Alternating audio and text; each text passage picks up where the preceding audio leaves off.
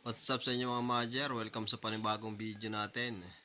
For today's video ay share ko sa inyo kung magkano ang nagastos ko dito sa aking solar.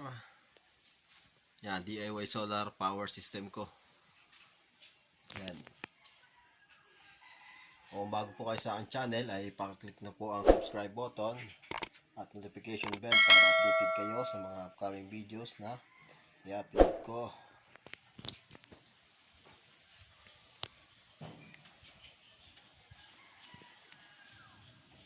Ito nga po pala yung aking solar panel. Ito po ay 150 watts ang sabi dun sa Shopee. Balik tayo dun sa ating setup. So ito po yung aking power inverter, 12 volts to 220 volts power inverter, 400 watts. Ewan ko lang kung totoo talaga yan. So ito po yung solar charge controller. Ito ay kasama nung solar panel. Tapos meron po ako ditong dalawang battery na 3SM.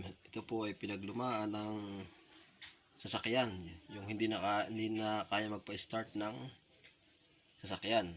So, pero na iimbakan pa ng power. So ito po ay nabili ko lang ng 500 ang isa. So bali itong dalawa ay 1,000. At ito namang power inverter ay 949. Ito po naman, ito nga po palang ating solar charge controller ay nagkakahalaga ng 759. Kasama na po diyan yung ating solar panel na 150 watts.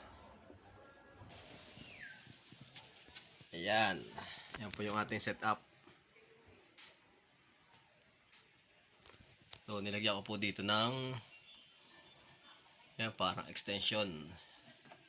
3-way plug. Ito yung papunta dun sa kwarto. Ito yung papunta dun sa baba. Tapos meron din po ako dito mga saksakan ng mga USB type. So yan o. Ito po yung nabili din sa Shopee. So meron din po yan, mga ginamit kong wire. So, pasensyahan nyo na po at medyo magulo yung aking setup. So ako po ay beginner pa lang at nagpa-practice pa lang sa ganitong setup. So napapakinabangan naman.